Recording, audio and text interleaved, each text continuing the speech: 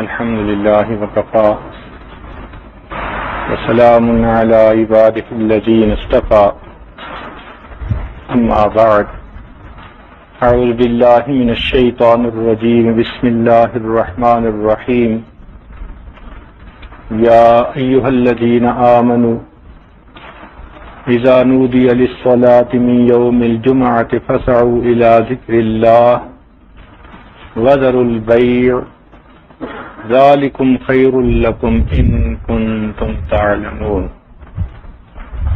سبحان ربك رب العزة عما يصفون وسلام على المرسلين والحمد لله رب العالمين اللهم صل على سيدنا محمد وعلى آل سيدنا محمد وبارك وسلم اللهم صل على سيدنا محمد وعلى آل سيدنا محمد وبارك وسلم اللهم صل على سيدنا محمد وعلى آل سيدنا محمد وبارك وسلم۔ اللہ رب العزت نے اس زمین و آسمان کو 6 دن میں پیدا فرمایا۔ خلق الارض فی یومین، 2 دن میں زمین پیدا کی گئی۔ پھر اللہ رب العزت آسمان کی طرف متوجہ ہوئے اور اس پورے زمین و آسمان کو فی 6 ایام 6 دن میں مکمل کیا۔ جس دن اس کی تخلیق شروع ہوئی وہ اتوار کا دن تھا، اور جس دن یہ کام مکمل ہوا وہ جمعہ کا دن تھا۔ تو کام شروع ہونے کا دن اتوار اور مکمل ہونے کا دن جمعہ، اور ہفتہ کا دن فراغت کا دن۔ اللہ رب العزت نے یہودیوں سے کہا کہ تم اپنے لیے عبادت کا دن تجویز کرو، مگر ہوگا وہی جو میرے علم میں پہلے سے مقدر۔ تو انہوں نے ہفتے کا دن چنا کہ چھٹی کا دن ہے، فراغت کا دن ہے، ہم اس دن عبادت کریں۔ نصارہ سے کہا تو انہوں نے اتوار کا دن چنا کہ کام کی ابتدا شروع ہوئی، یہ خوشی کا دن ہے۔ اور امت مسلمہ کو اللہ رب العزت نے نبی علیہ الصلوۃ والسلام کی وساطت سے جمعہ کا دن عطا کیا، یہ کام کی تکمیل کا دن۔ اب ذرا دیکھیں کہ نصارہ کے مزاج میں اور مسلمانوں کے مزاج میں ایک بنیادی فرق ہے۔ جب بھی کام کی ابتدا ہوتی ہے وہ بہت خوشیاں مناتے ہیں، اس لیے یہ برتھ ڈے انہیں کی سوغات ہے، اور ہمارے مسلمان بچوں میں سے بھی کئی برتھ ڈے کے پیچھے لگے پھرتے ہیں۔ مسلمانوں کا ذوق کیا ہے کہ جب کام مکمل ہو وہ خوشی کا دن ہے۔ چنانچہ ہمارے ہاں جب بزرگوں میں سے کوئی چلا جاتا ہے تو اس کے جانے کے دن کو یاد رکھتے ہیں، فلاں کی شہادت اس دن ہوئی، فلاں کی شہادت اس دن ہوئی، اس لیے کہ وہ ان کی زندگی کے کام کی تکمیل کا دن تھا۔ اب یہیں سے آپ اندازہ لگا لیجئے کہ نبی علیہ الصلوۃ والسلام کی تشریف آوری پر تو ہر مسلمان کو خوشی ہوتی ہے، جس کو خوشی نہ ہو وہ مسلمان ہی نہیں۔ لیکن 12 ربیع الاول کے دن کو فقط ولادت کے طور پر منانا یہ مزاج نصارہ سے شباہت ہے، اور اس دن نبی علیہ الصلوۃ والسلام کی سیرت کو بیان کرنا، تعلیمات کو بیان کرنا، آپ کے کردار کو بیان کرنا، آپ کے پیغام کو دنیا کو سمجھانا، یہ مزاج مسلمانیت۔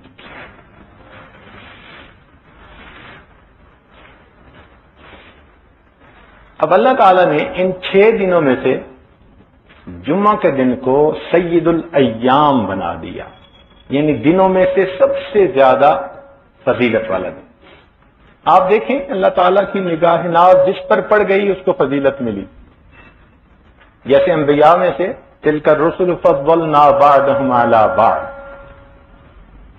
تو جس چیز پر نگاہ ناز پڑی اس کو فضیلت ملی۔ مکہ مکرمہ پر پڑ گئی تو اس کو سید الولاد بنا دیا۔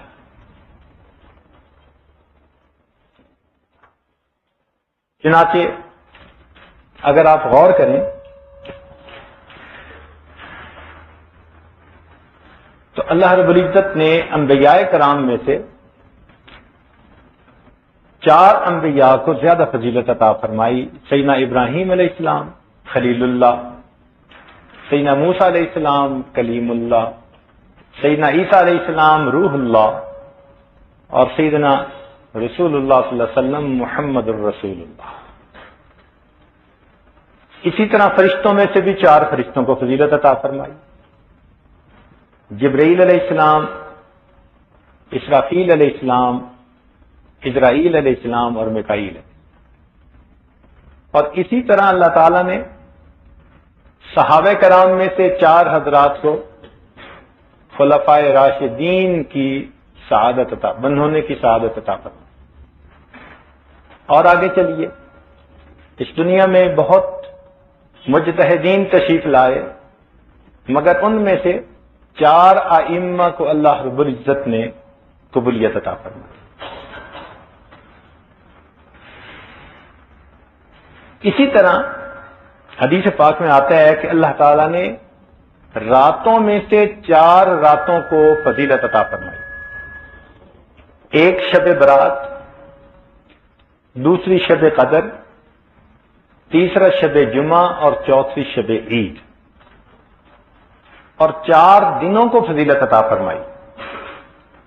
ایک یوم عرفہ عرفات حج کے دن، اور دوسرا یوم الاضحیٰ عید الاضحیٰ کا دن، اور یوم الفطر عید الفطر کا دن، اور یوم الجمعہ یعنی جمعہ کا دن۔ پھر اللہ تعالیٰ نے ان 4 میں سے بھی ایک کو دوسروں پر فضیلت عطا فرمائی۔ مثلا ملائکہ میں سیدنا جبریل علیہ السلام کو فضیلت عطا فرمائی، انبیاء میں سے سیدنا رسول اللہ صلی اللہ علیہ وسلم کو فضیلت عطا فرمائی، صحابہ میں سے سیدنا صدیق اکبر لانو کو فضیلت عطا فرمائی، اور آگے ائمہ میں دیکھیں تو امام اعظم ابو حنیفہ رحمۃ اللہ علیہ کو امام اعظم بنا دیا۔ اور اگر آپ دیکھیں دنوں میں سے تو اللہ رب العزت نے یوم الجمعہ کو فضیلت عطا فرمائی۔ یہ دن بہت ہی زیادہ اہمیت کا اور فضیلت کا دن ہے، اس لیے اس کو سید الایام کہا گیا۔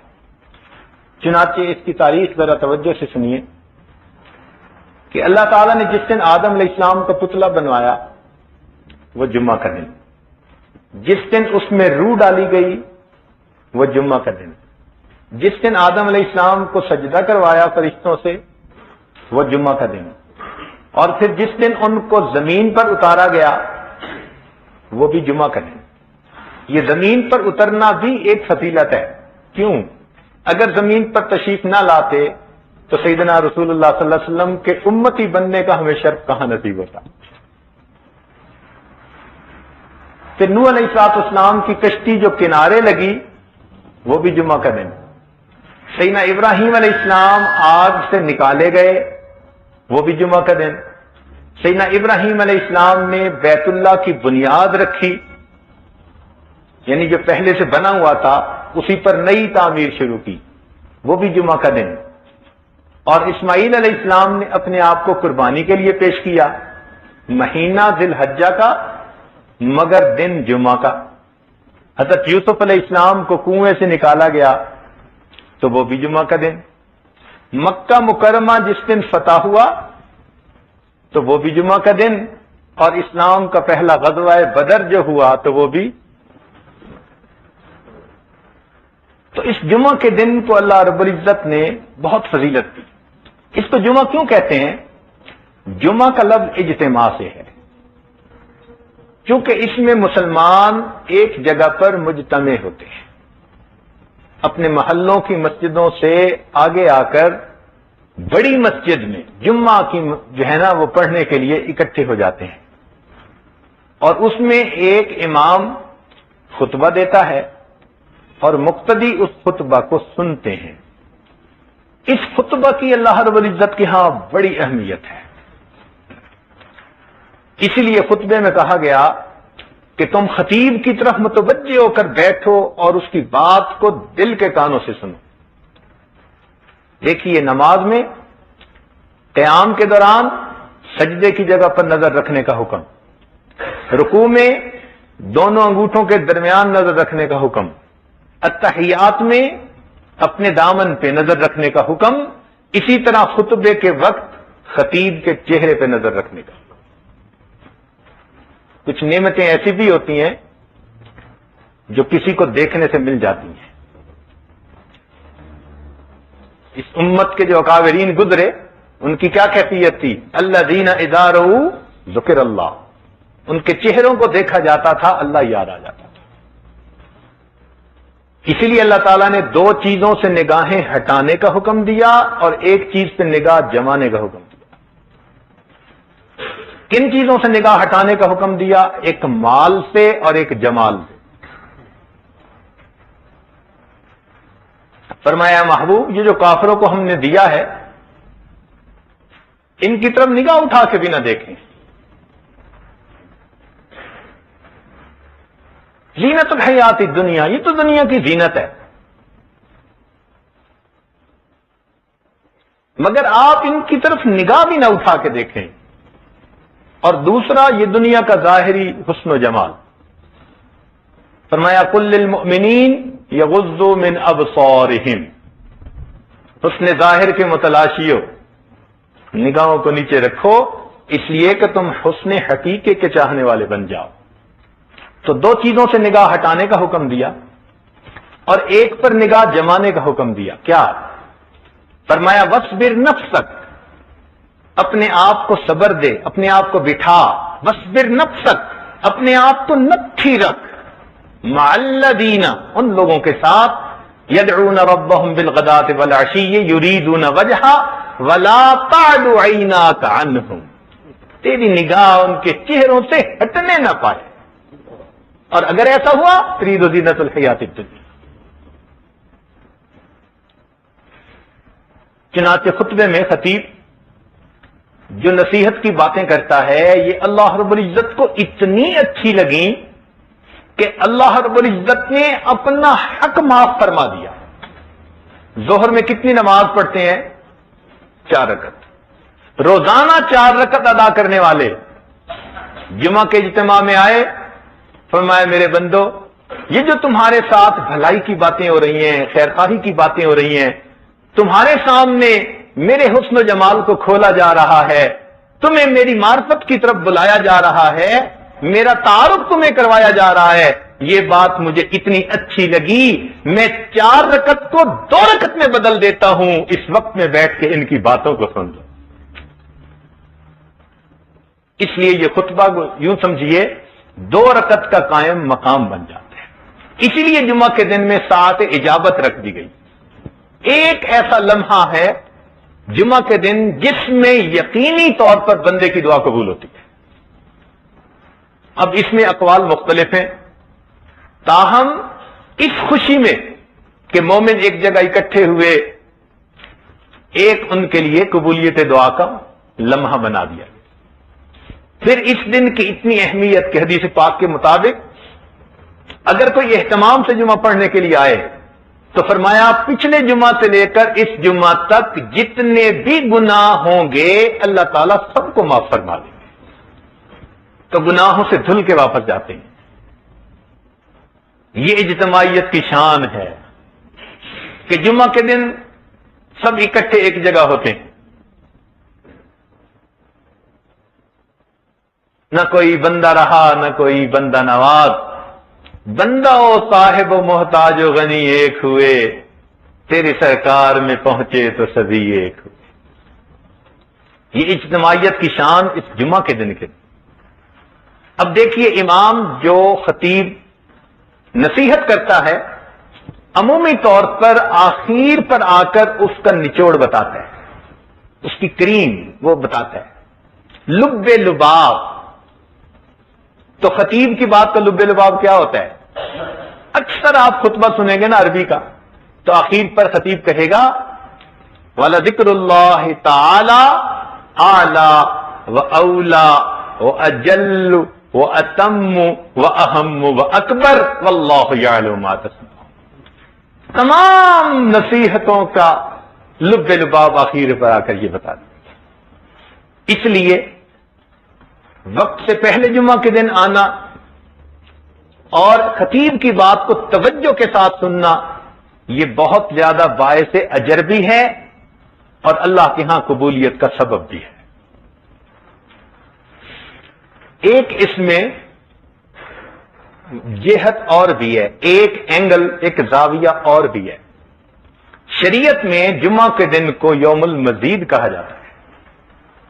کیا مطلب؟ کہ جنتی لوگ جب جنت میں جائیں گے تو اللہ رب العزت کی نعمتوں سے خوب حظ اٹھائیں گے، خوب لذتیں پائیں گے۔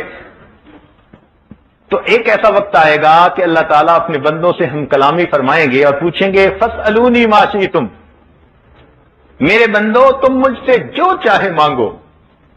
جنتی حیران، حوروں کو سور مل گئے، کھانے پینے کی نعمتیں مل گئیں، جہنم کا عذاب ٹل گیا، ہم صالحین، صدیقین، انبیاء، شہداء سب کی جو ہے مجالس میں ہیں، اور ہمیں کیا چاہیے؟ سب کچھ تو مل گیا۔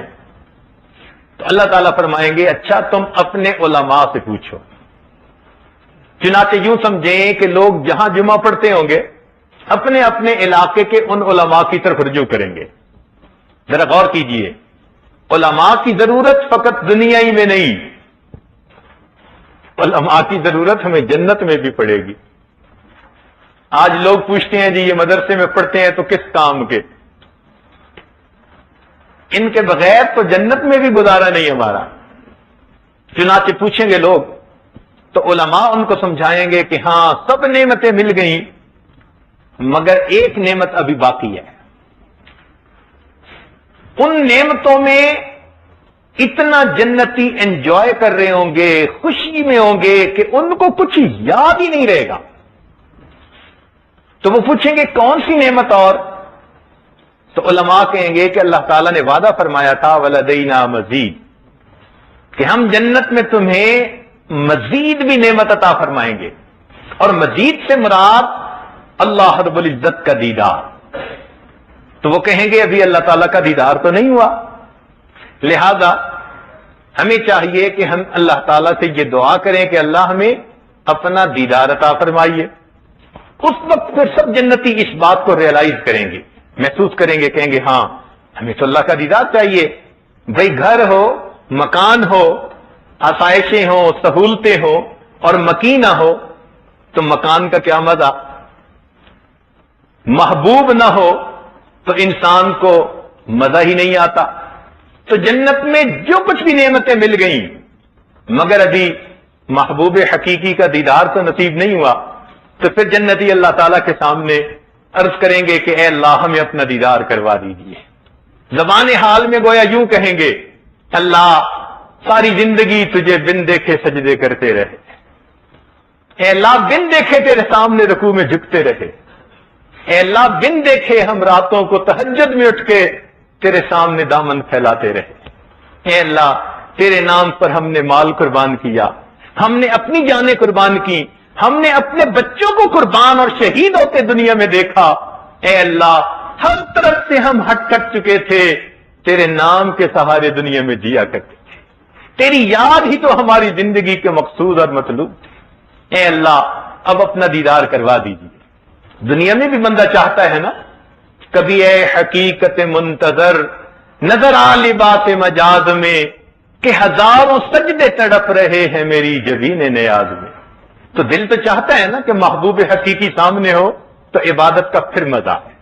تو اس دن پھر جنتی مطالبہ کریں گے اے اللہ اے محبوب حقیقی، اب آپ نے اپنے گھر میں خوش ہو کے بلا تو لیا، تو محبوب جب پاس بلاتا ہے تو دیدار ضرور کرواتا ہے، اے اللہ رسم دنیا بھی ہے، وعدہ بھی ہے، دستور بھی ہے، اب اپنا دیدار کروا دیجیے میرے مولا، اب ہم سے برداشت نہیں ہوتا، اب انتظار نہیں کر سکتے۔ دنیا میں بھی تو یہی ایک نعمت تھی کہ جس کا ہم دل میں حسرت لیے پھرتے تھے، آئے عشاق گئے وعدہ فردا لے کر۔ وہ وعدہ فردا کیا تھا؟ اللہ تعالیٰ کے دیدار کا وعدہ. تو اس وقت جنتی عرض کریں گے کہ اللہ ہمیں اپنا دیدار عطا فرما دیجئے. چنانچہ اللہ رب العزت ان کو فرمائیں گے اچھا تیاری کرو. چنانچہ ایک بازار لگے گا جس میں جنتیوں کو من پسند کا حسن و جمال ملے گا. دنیا میں شادی کی تقریب کے لیے تیاری، فلاں تقریب کے لیے تیاری، یہ اللہ رب العزت کا دربار لگے گا، اس کے لیے بھی تیاری. چنانچہ جنتی لوگ جائیں گے اپنی من پسند کا حسن پائیں گے. پوشاکیں ہوں گی، لباس ہوں گے. بہرحال پھر ایک جگہ ہوگی نہر کے کنارے جہاں کرسیاں لگیں گی، پہلے انبیاء کرام، پھر صدیقین، پھر شہداء، پھر صالحین، سب لوگ ہوں گے. اس محفل کی تفصیل تو بہت ہے، حتیٰ کہ حضرت داؤد علیہ السلام پھر اپنے اس آواز سے کہ جس کو سن کر پرندے بھی رک جایا کرتے تھے، پانی تھم جاتا تھا، اس آواز سے اللہ کا کلام سنائیں گے. سب جنتی سنیں گے. پھر اس وقت فرشتوں کو بھیجا جائے گا کہ جاؤ ان کو شراب طہور پلاؤ. تو جنتی مشروبات بھی پی رہے ہوں گے اور اس آواز کو بھی سن رہے ہوں گے. اللہ اکبر. پھر ایک ایسا وقت آئے گا کہ اللہ رب العزت خود سورہ یاسین کی تلاوت فرمائیں گے. پتہ نہیں کیا کیفیت ہوگی اس وقت. اللہ اکبر. پھر ایک وقت آئے گا جب اللہ تعالیٰ ان کو اپنا دیدار کروائیں گے. کیسا دیدار ہوگا؟ صحابہ کرام نے پوچھا اللہ کے نبی صلی اللہ علیہ وسلم سب لوگ دیکھیں گے؟ فرمایا ہاں، چاند کو جیسے سب دنیا کے لوگ دیکھتے ہیں اسی طرح سب دیدار کریں گے، مگر وہ دیدار بے جہت، بے کیف، بے شبو، بے مثال. وہ عجیب دیدار ہوگا، مگر ان کو اس یعنی کیفیت محسوس ہوگی کہ گویا ہم اللہ رب العزت کی تجلیات کا دیدار کر رہے ہیں. کرسی لا کے دلائی جائے گی، وسع کرسی السماوات والارض، اس پر اللہ تعالیٰ تجلیات کو نازل فرمائیں گے اور وہ دیدار ہوگا. اس کی کیفیت کو الفاظ میں تو بیان نہیں کر سکتے. حال کیا ہوگا بھلا ان کا تیری دید کے دن، جن کے دل جوش میں آتے ہیں تیرے نام کے ساتھ. نام سن کے تڑپنے والے جس دن اپنے پروردگار کا دیدار کریں گے، پھر اس دن کی کیفیت کیا ہوگی؟ وہ عجیب کیفیت ہوگی. اور وہی مقصود ہے ان تمام عبادات کا. اس لیے اللہ تعالیٰ نے اپنی اس جلوہ گاہ کی طرف بلایا کہ میرے بندو سارعوا الی مغفرۃ من ربکم وجنۃ ارضھا السماوات والارض. وہ جو جنت کی طرف بلایا تو حقیقت میں محبوب نے اپنے وصل، اپنی ملاقات کے لیے بلایا ہے. آؤ ہماری جلوہ گاہ کی طرف. ورنہ جنت کی نعمتیں تو معمولی چیزیں ہیں، کوئی حیثیت نہیں رکھتی. اصل چیز تو وہ ہے. تو جب وہ دیدار نصیب ہوگا تو پھر جنتیوں کی کیفیت ہی کچھ اور ہوگی. اب یہاں پر ایک نقطے کی بات سمجھ لیجئے، وہ یہ کہ دنیا میں جو کچھ ہے یہ آخرت کا نمونہ ہے.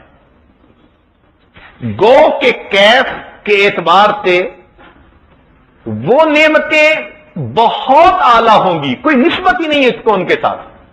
مثلا دنیا کے مقام اینٹ گارے سے بنے، آخرت کے مکان سونے چاندی کے بنے ہوں گے اور مشک اور عنبر اور کستوری کے ساتھ ان کا سیمنٹ بنا ہوگا. اور ایک سرخ یاقوت سے مکان بنا ہوا ہوگا بغیر جوڑ کے. ایسے مکان ہوں گے. ہر مکان کا ڈیزائن روزانہ بدلا کرے گا کہ جنتی کی طبیعت نہ اکتا سکے یکسانیت سے. یہاں بھی عورتیں ہیں مگر جنت میں بھی حوریں ہوں گی. اب ان حوروں کی اگر آپ صفات پڑھیں تو حیران ہو جائیں کہ اگر اپنے دوپٹے کا ایک چھوٹا سا پلو زمین کی طرف آسمان دنیا سے نیچے کر دیں تو سورج کی روشنی ماند پڑ جائے. مردے سے ہم کلامی کریں تو مردہ زندہ ہو جائے. کھاری پانی میں تھوک ڈال دیں تو کھاری پانی میٹھا ہو جائے. مردے سے ہم کلامی کر لیں تو مردہ اٹھ کے کھڑا ہو جائے. یہ حور کی پہچان. اور پھر دنیا کی عورتوں کو جہاں حسن و جمال ملے گا، حور عین ان کی وہاں پر باندیاں ہوگی، تو وہ کیا عالم ہوگا. ہر چیز کو یہاں بھی پھل ہیں مگر جنت میں بھی پھل ہوں گے، مگر ان کی کیفیت کچھ اور ہوگی. گو کے شکل و صورت میں دیکھنے میں وہ بالکل اسی جیسے ہوں گے. تو معلوم ہوا کہ یہاں کی نعمتیں نمونہ ہیں آخرت کی نعمتوں کا. جب یہ اصول سمجھ میں آ گیا، اب سوچ لیجئے کہ یہ جمعہ کا دن ایک نمونہ ہے اس یوم مزید کا. اس لیے جمعہ کے دن جو ایمان والے اکٹھے ہوتے ہیں یہ حقیقت میں اس اصلی جمع ہونے کے دن کی ایک یاد تازہ ہو جاتی ہے. اس لیے دو نقطے بہت پیارے ایک قاری طیب رحمۃ اللہ نے اپنے ملفوظات میں فرمایا اور ایک امام ربانی مجدد ثانی رحمۃ اللہ نے اپنے مکتوبات میں فرمایا. حضرت قاری صاحب یہ فرماتے ہیں کہ جمعہ کا دن اتنا بابرکت ہے کہ جو بندہ جمعہ کے دن وقت سے پہلے آئے گا اور خطیب کے پاس بیٹھ کر اس کا خطبہ سنے گا اور اس کی عادت ہوگی، اللہ تعالی چونکہ اس کو نمونہ بنا دیں گے آخرت کا، اس لیے آخرت میں دیدار کے وقت اس بندے کو اللہ اپنے قرب کا مقام عطا فرمائے. جتنا جمعہ میں قریب پہنچنے کی کوشش کرے گا اتنا ہی آخرت میں قرب کا مقام ملے گا. اور امام ربانی مجدد ثانی رحمۃ اللہ فرماتے ہیں کہ دنیا میں انسان جتنی حضوری کے ساتھ نماز جمعہ ادا کرے گا، یعنی نماز ادا کرے گا، وہ فرماتے ہیں کہ بغیر وساوت کے جو دنیا میں نماز ادا کرتا ہوگا اس کو آخرت میں اللہ رب العزت کا ایسا دیدار نصیب ہوگا کہ اس کے اوپر صفات کے پردے ہرگز نہیں ہوں گے. عام لوگ دیدار کریں گے مگر ان کو تجلی ذاتی برقی نصیب ہوگی، یعنی برق کی مانند تجلی نصیب ہو کے پھر صفات کے پردے حائل ہو جائیں گے. اور جو نماز کو بغیر کسی وسوسہ کے پڑھنے والے لوگ ہوں گے دنیا میں، خارجی خیالات کے بغیر پڑھنے والے، وہ فرماتے ہیں کہ اللہ تعالیٰ ان کو بالکل جمال بے نقاب عطا فرمائے گے. اب یہ ایسی بات ہے کہ انسان نماز کی اس کیفیت کو حاصل کرنے کے لیے مر مٹے کہ اللہ تعالیٰ ہمیں قیامت کے دن اپنا ایسا دیدار عطا فرمائے. اب یہاں پر ایک اور نقطے کی بات کہ جب جنتیوں کو اللہ تعالیٰ کا دیدار حاصل ہوگا تو بھائی وہ ختم کیسے ہوگا؟ ایک سوال طالب علم کے ذہن میں پیدا ہوتا ہے نا، چاہنے والے محبوب حقیقی کا دیدار کریں، حسن بے مثال کا دیدار کریں، تو بھائی وہ دیدار کی گھڑی ختم کیسے ہو جائے گی؟ اس لیے کہ اگر دیدار کروایا جائے اور کرنے والے پیچھے ہٹ جائیں تو یہ ان کے لیے باعث ملامت ہے کہ محبوب سامنے اور دیدار کرنے والے خود پیچھے ہٹ جائیں. ارے اس سے تو وہ ایک مکھی بھی اچھی کہ جس کو ہٹاؤ بھی تو وہ حلوائی کی دکان سے پیچھے نہیں ہٹتی. کہتے ہیں نا مولانا کہ مگس ہرگز نخواہد رفت از دکان حلوائی، حلوائی کی دکان سے تو مکھی بھی پیچھے نہیں ہٹتی. مرنا پسند کر لیتی ہے، پیچھے ہٹنا پسند نہیں کرتی. تو پھر مومن تو مگس سے بہت اعلیٰ. یہ کیسے اپنے مالک کے حقیقی کے دیدار سے پیچھے ہٹ جائیں گے؟ مومن پیچھے ہٹے تو باعث ملامت بنتا ہے. اور اگر کہیں کہ اللہ تعالیٰ دیدار ختم کر دے تو یہاں شبہ بخالت ہوتا ہے. وہ ذات تو وکیل نہیں ہے، وہ تو اس سے مبرہ اور یعنی اعلیٰ ہے، تو ان کے ہاتھ کمی تو نہیں نا، تو انہوں نے کیوں پیچھے ہٹا دیا؟ اب دونوں باتیں سمجھ میں نہیں آتی. وہ خود دیدار بند کروا دیں تو اس میں بخالت کا شبہ دل میں آتا ہے، حالانکہ وہ تو سخی ہیں، وہ تو نہیں کسی مانگنے والے کو پیچھے ہٹاتے. اور اگر مومن خود پیچھے ہٹے تو یہ باعث ملامت ہے اس کے لیے کہ حسن حقیقی سامنے ہے اور یہ پیچھے ہٹ جائے تو پھر یہ دیدار ہوگا تو پھر ختم کیسے ہوگا؟ تو محققین مشائخ نے اس میں تطبیق یوں دی، وہ فرماتے ہیں کہ قیامت کے دن دیدار تو ہوگا جب تک اللہ چاہیں گے، لیکن جب جمال کا دیدار ہوگا، جمالی تجلیات ہوں گی تو سب اس کی طرف متوجہ رہیں گے. اور جب اللہ تعالیٰ کی مشیت سے جلالی تجلیات ہوں گی تو از خود ادھر سے ہٹ کے جنت میں مشغول ہو جائیں گے. تو جمالی تجلیات سے متوجہ ہو جائیں گے. اور یہ جمالی تجلیات کب پڑیں گی؟ جمعہ کے دن پڑیں گی. جیسے یہاں 6 دن کے بعد جمعہ آتا ہے نا 7ویں دن، ایسے ہی جنت میں وقت کا تعین تو ہوگا اپنے انداز سے، مگر جنتی اس دن کے منتظر رہیں گے کہ ہمیں اللہ رب العزت کا دیدار ہوگا. اس لیے ہمیں چاہیے نوجوان بالخصوص کہ جمعہ کے دن کا انتظار رکھا کریں، جمعہ کے خطبہ کے لیے وقت سے پہلے آیا کریں۔ یہ جو عادت بن گئی ہے نا کہ جی دوسری اذان کے وقت جانا ہے، اس سے سمجھ لیں کہ اس کا اثر یوم مزید کی مجلس پر پڑے گا، اور کیا ہم اس بات کو پسند کریں گے کہ اس دن ہمیں پیچھے آنے والوں میں شمار کر لیا جائے؟ اللہ تعالی ہمیں جمعہ کے دن کی قدر کرنے کی اور اس دن آنے کی توفیق عطا فرمائے۔ اب آخری ایک بات کہ یہود کو یوم السبت دیا گیا، انہوں نے یوم السبت کی بے قدری کی، نتیجہ کیا نکلا؟ اللہ نے دنیا میں ان کی شکلوں کو مسخ کر دیا۔ یاد رکھنا، جو انسان جمعہ کے دن کی بے قدری کرتا ہے، اللہ باطنی طور پر ان کی شکلوں کو مسخ کر دیتا ہے، اور آپ اس کے اثرات دیکھتے ہیں ان لوگوں کے چہروں پر جو جمعہ کے تارک ہوا کرتے ہیں۔ اللہ تعالیٰ ہمیں اس دن کی عزت کرنے کی، عظمت کو دل میں رکھنے کی توفیق عطا فرمائے۔ وآخر دعوانا ان الحمد